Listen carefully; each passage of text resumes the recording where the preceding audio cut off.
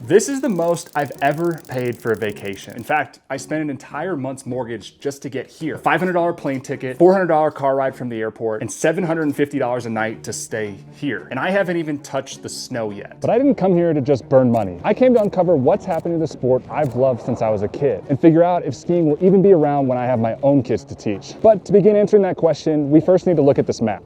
In the 1960s, there were over 1,000 ski resorts in America, and each ski area was a gem in their local economy. Skiing wasn't expensive, so the whole family could just get out and enjoy it on the weekend. Restaurants were owned independently, stores were supplied locally, and everything was just great. But in 1991, there were only 546 ski areas left. Most of them were forced to shut down after a few warm winters where there wasn't enough snow. With less snow, less people showed up, and the mom and pop ski areas just couldn't afford to stay open with the rising costs. But just when things were starting to fall apart in the ski industry, the money arrived. One resort, and really one man in particular, began pouring money into their mountain. They installed the first high-speed chairlift that could carry 4 people at once. They focused their entire business around the luxury customer experience, and they doubled their skiable terrain through an expansion of their mountain, which is what made this resort the largest resort in America at the time, and what made George Gillett the undeniable king of Vail. Now, George was an interesting guy, and he was actually one of the most aggressive buyers in America. He bought NFL teams, TV stations, meatpacking companies, and the crown jewel of today's discussion, Vail Associates, or better known today as Vail Resorts. But when his luxury customer-first business model started working, Wall Street started to notice. And during the recession in the early 90s, George's holding company was forced to file for bankruptcy, and a small private equity firm was able to scoop up Vail Resorts for pennies on the dollar. And with that, Apollo Global Management now became the proud owner of some of the most valuable ski mountains in the world. But they weren't there to provide the best customer experience anymore. They were there to create the best business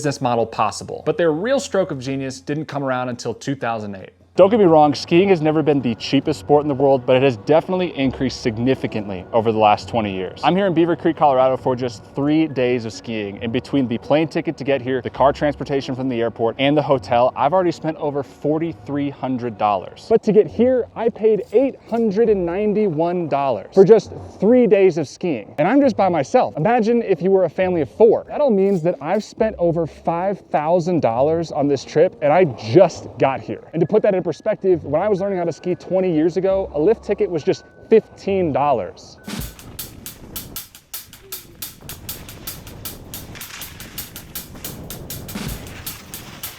But as with most things these days, the increase in cost can't be explained by just one thing. However, in this case, there is one major player leading the charge. Although it's called Vail Resorts, the corporate arm of Vail extends way beyond this valley. In 1980, Vail built Beaver Creek, which is where I'm at today. Then in 1997, they bought Breckenridge and Keystone for $310 million. This was a major purchase at the time because it was closer to Denver and easier for people to get to for just a simple day of skiing. And it also allowed them to test a new theory. When ski resorts first started popping up, the only thing they offered was a day pass. It was pretty simple. You showed up the day you wanted to ski, you bought your pass for that day, and you skied. But as skiing became more popular, people wanted more bang for their buck. And the ski resorts were happy to introduce a new product, the season pass. By purchasing a season pass, you could show up any day, anytime, and start skiing. You no longer had to wait in line to buy a lift ticket. And the best part was, you bought the season pass before the season even started. So by the time you actually got out skiing, it felt like you were skiing for free. This was not only a great deal for the skiers, but also a carrot on the stick for the ski resorts. And the business minds at Vail weren't about to let this opportunity pass them up. After their acquisition of Breckenridge and Keystone, Vail Resorts launched the Colorado Pass. For just $299, you could get access to Breckenridge, Keystone, Arapahoe Basin, and not just that, but 10 days of skiing at Vail or Beaver Creek. So even if you only use the 10 days of skiing at Vail, for just $30 a day, you could ski at one of the best resorts in America, which was a steal compared to the resorts around them, which were usually about $800 for the entire year for just one resort. And the Colorado Pass was an extreme success, with Breckenridge and Keystone becoming the most visited resorts in the world at the time. And people loved this thing. I mean, how could you not? For $30 a day, you got the best skiing in America. But Vail Resorts wasn't gonna stop there. They had another plan in store. In 2002, Vail acquired Heavenly Mountain Resort in California, which was their first but not last major move in the California market. However, selling a Colorado Pass to people that lived in California didn't make a whole lot of sense, which is exactly why Vail trashed the Colorado Pass and launched the Epic Pass. Launching in 2008, the Epic Pass was a massive announcement. Outside of the Colorado Pass, season passes were insanely expensive. For some of the major mountain resorts, they could get as high as $1,800 for the season. But the Epic Pass was just $579. And you got access to not just Vail, but Breckenridge, Keystone, Arapahoe Basin, and their newly acquired California resort, Heavenly. But it wasn't all sunshines and rainbows, because the locals were worried that with the elimination of the Colorado Pass, this new mega pass would bring in way too many out-of-state skiers and overcrowd their mountains, which they may have had a point, but we'll get to that later.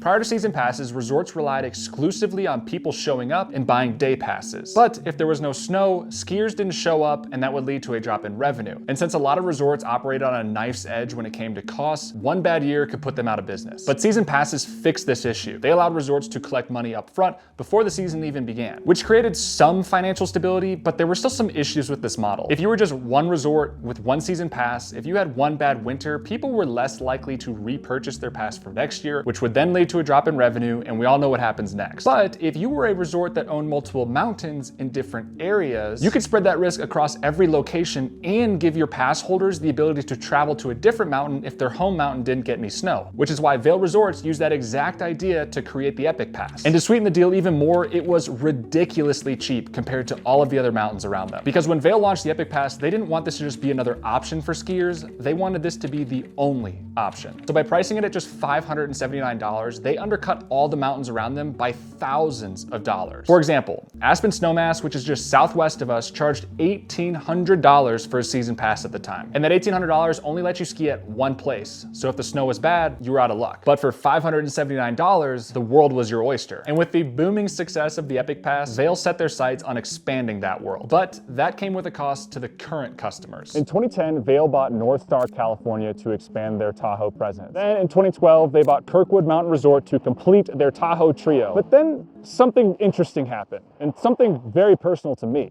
See, I grew up in Minnesota and I love skiing. In fact, I was on the ski team in high school and I tried skiing every chance I got. But we didn't have mountains in Minnesota. We had hills, which is why we all thought it was really weird when Vail Resorts bought Afton Alps in 2012. Afton was actually one of my favorite hills in Minnesota, but it's pretty much in the middle of nowhere. And after Vail bought them, they got rid of their season pass and started offering the Epic Pass. And I want you to think about this for a minute. Why would Vail Resorts buy a small hill in Minnesota and another one in Michigan, only to turn around and remove their season pass and offer the same season pass at the same price as their major mountain resorts? As someone who loves to learn how businesses operate and grow exponentially, this was honestly a genius financial move by them. See, Vail realized they already had some of the best skiing in America. So in order to grow their revenue exponentially, they didn't need to purchase more resorts yet. They just needed to find a way to get more people to their resorts. And what better way than by purchasing small, cheap ski areas all over America? Get their customers on your subscription, create a cheap place for them to learn how to ski, and then guarantee that they'd be spending their vacation time at your mountain resorts. Vail actually calls these ski areas their feeders because that's exactly what they are. They buy them with the sole purpose of feeding more people to their mountain. But once they reach the mountains, things aren't so cheap. Can I do a cheeseburger, please? Okay. Thank you. Hi.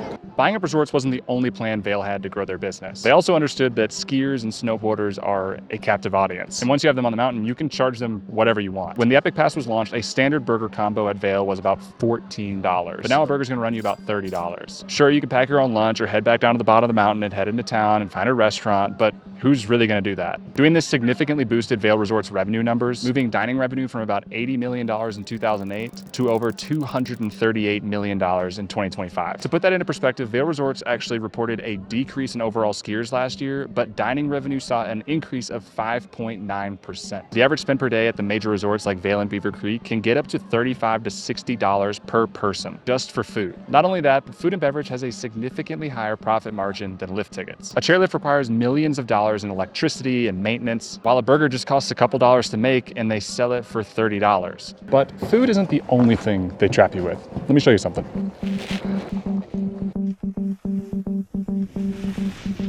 Behind me is the ski school, and as someone who used to teach skiing for $6 an hour in high school, this one makes me laugh. If you didn't know how to ski and you showed up here for a full day of private lessons, it would cost you $14,000 $500. And I can tell you firsthand that if this is your first time skiing, you're not gonna learn it all in one day. But similar to food, Vail understands their captive audience. You've already spent all of this money to get here in your lodging and your rentals. What's another $1,400 to actually enjoy your time on the mountain? And don't even get me started on the difference between how much you pay for a lesson and how much the instructors get paid. But I've been out here for a while now, and I think it's time for a snack. And thanks to our sponsor, Uber Eats, I can order from the top of a mountain or anywhere for that matter. I'm also a big believer that time is our most valuable asset. And whether you're skiing and want to avoid taking time away from the slopes, or if you're deep in a project for work, the time that you take away from what you're doing is time that could be spent elsewhere. Taking the time to wait in line for food or going to the grocery store to get the ingredients you would need can eat away precious time in your day. But with Uber Eats, I have hundreds of restaurants at my fingertips. You can browse between local restaurants to find a hidden gem while traveling, or just go with your tried and true national chain. That way you can maximize your health and the time spent on what matters. Uber Eats also has new deals every day with different restaurants, so branch out and try something new and save some money while you're doing it. One of my favorite parts, especially as I'm making my way down the mountain, is that I can see exactly where my food is at any given time. And it looks like I've got about 15 minutes before my food shows up, so we better get a move on.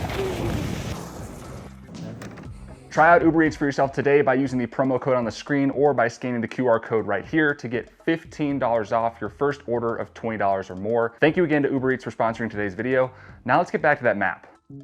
After buying Afton Alps and Mount Brighton in 2012 and successfully implementing their feeder plan, Vail used their mountain of cash flow from the Epic Pass to essentially take over the US ski industry. In 2013, they leased the Canyons Resort in Utah. Then in 2014, they bought Park City Mountain Resorts next door to combine with Canyons. Then they decided to go global and buy Perisher in Australia, which then unlocked year-round skiing for Epic Pass holders. And in 2016, they acquired the place that I dream of skiing one day, Whistler Blackcomb, for $1.1 billion, which is widely considered the best resort in North America. But they didn't just stop there. They added another feeder hill by purchasing Wilmot Mountain in Wisconsin to attract the Chicago market, then Stowe Mountain in 2017, Stevens Pass and Triple Peaks in 2018, Falls Creek and Hotham in 2019 to officially dominate the Australian market, and then their two big Northeast scoops, Peak Resorts in 2019 and Seven Springs in 2021. And with that, as of today, Vail Resorts owns 42 different ski areas. They even added 2 mountains recently in Switzerland to start their European expansion, which is all what makes the Epic Pass an epic deal if you really think about it. You can ski all over the world at today's price of $1,051 for the season, which sounds expensive, but if you're actually skiing and using the pass, it's ridiculously cheap. And that's on purpose.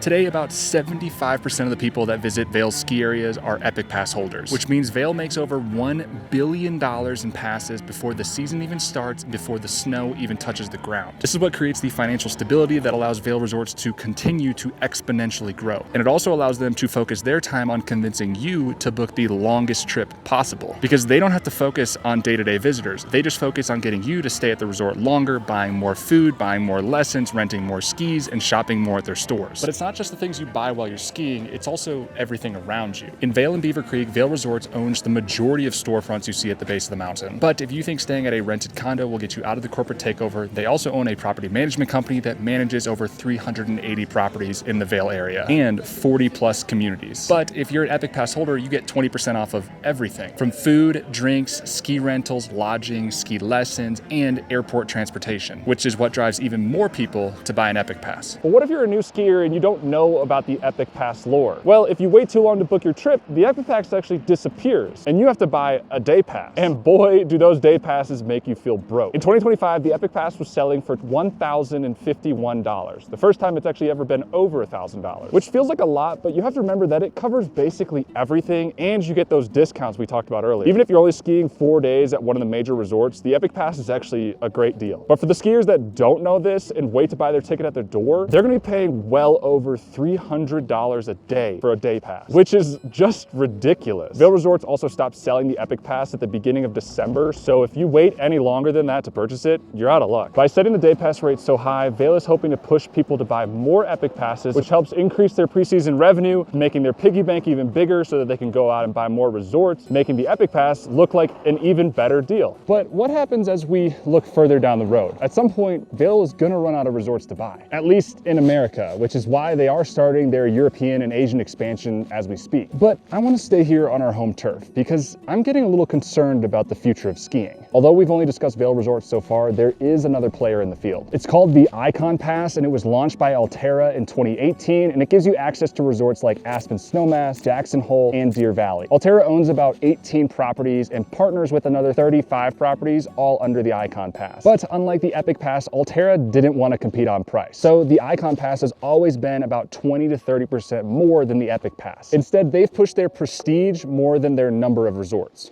But between the two of them, we're starting to see some major problems. As these passes have made mountain skiing more accessible and popular, they've also started to destroy the very system they created. After spending over $1,000 on their ski pass, people are wanting to ski more often and get their money's worth. But that leads to overcrowding at the resorts and the local towns. Property values and the cost of living have also completely outpaced the working wage in these small ski towns, meaning ski patrollers and the people that work at the resorts can no longer afford to even live in the town that they're working in. But the resorts aren't willing to pay them anymore, which has led to quite a few ski patrol strikes over recent years, which reduces the number of workers and lifts that are open to serve the people skiing, which leads to more crowds and longer lines, and it's just kind of a snowball that rolls down the hill. But these mega resorts don't really care because they made all their money at the beginning of the season when everybody bought their season pass. And you're already at the resort, you're paying for your lodging, you're probably gonna buy lunch and then dinner, you might even go out and go shopping, and all of that money leads back to the top. But at some point, one would think that customer satisfaction has to play a role in the decisions that these resorts are making. Which brings me back to a point I was making earlier. Where does skiing go from here? If you take a look around, we've entered a bit of a spiral that could make this sport pretty much inaccessible to first-time skiers. If you think about it, for a first-time skier at a resort like I'm at right now, your lift ticket was $300, your group lesson was $350, your equipment rental was $100, and your lunch was another $40 if you're lucky. So all in, you're spending almost $800 for one day of skiing. And if you're a family of 4, that's over $3,000 for just one day, which some analysts are pointing at to be a real problem. In the past, middle-class families were the financial engine of ski resorts. But what happens if they all get priced out? This is part of the reason why all these mega resorts are buying these smaller hills throughout the Midwest and the Northeast to feed into the larger mountains. They would rather you buy your Epic Pass there, learn to ski there for a little bit cheaper. Then once you're hooked and your pass is pretty much paid for, you book your trip to Vail or one of the other mountain resorts. Because at that point, you feel like you've pretty much paid off your pass, so the skiing at the mountain resort feels pretty much free. But that can only take a resort so far. According to Vail Resorts Q1 2026 financial statements, pass sales are down by 2%, but pass sales in dollars are up by 3%. While at the same time, the total number of skier visits has also declined, which gives us a hint that Vail is trying to look for ways to increase profit per skier while trying to offset the decrease in total number of skiers.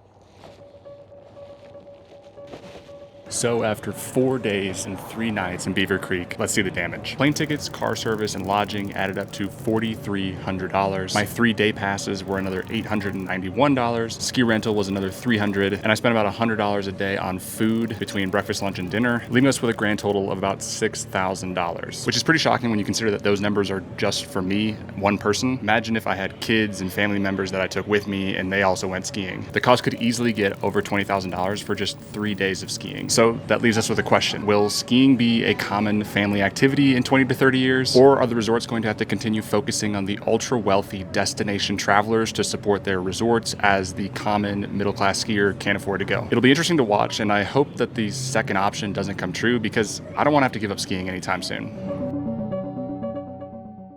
Thank you again for watching this video. It was a ton of fun to make because, as you know from the video, I love skiing, and this is a video that I've been wanting to make since the day I started this channel.